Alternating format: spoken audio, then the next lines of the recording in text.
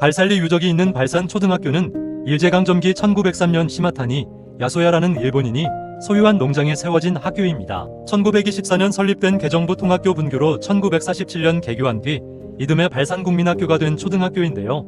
학교 부지가 일제강점기 군산 개정면 일본인 대지주 시마타니 야소야의 집과 전답이 있던 자리입니다.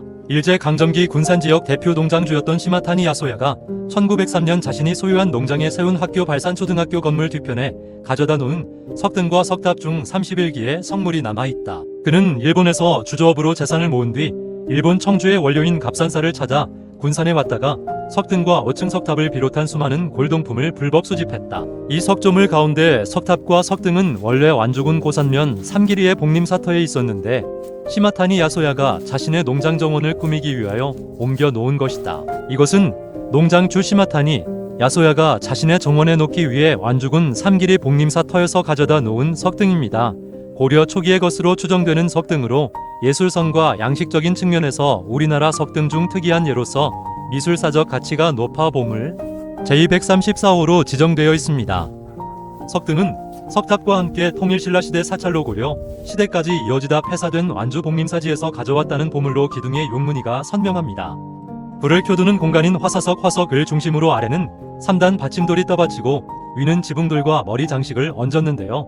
지붕은 팔각으로 둥글게 이어지고 모서리 처마는 8귀퉁이에서 치켜 올라갔으며 상부는 연꽃무늬가 조각된 머리장식 받침대는 있으나 머리장식은 남아있지 않습니다.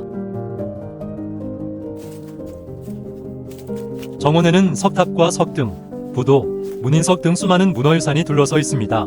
석탑과 석등을 제외하고는 어디서 가져왔는지 대부분 기록을 없애버려 원소속은 알 수 없는데요. 그중 보물 문화재는 2개입니다.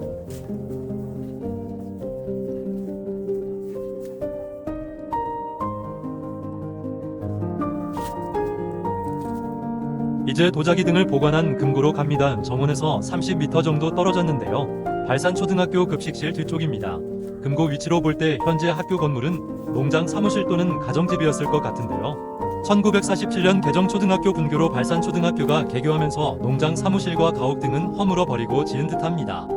아마 세상에서 가장 큰 개인 금고이지 않을까 싶은데요. 철문 두께만도 20cm가 넘을 정도로 튼튼하게 지은 콘크리트 금고입니다. 시마타니 야소야가 농장주로 있으면서 수집하거나 훔쳐온 문화재 중 돌로 만든 것은 야외 정원에 조성했고 도자기나 그림 등 귀중품을 비롯해 땅 문서, 돈 등을 보관했다는데요. 당시 일본에도 금고를 만드는 회사가 있었겠지만 특별히 미국에서 금고문을 수입해 지을 정도로 완벽에 완벽을 더한 금고입니다.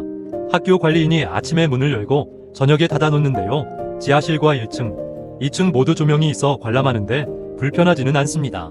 콘크리트 금고에 보관했던 그림이나 도자기 등 문화재는 모두 행방불명되었다는데요. 최소한 일본으로 반출되지는 않았을 것으로 보여 그나마 다행이라고 생각되네요.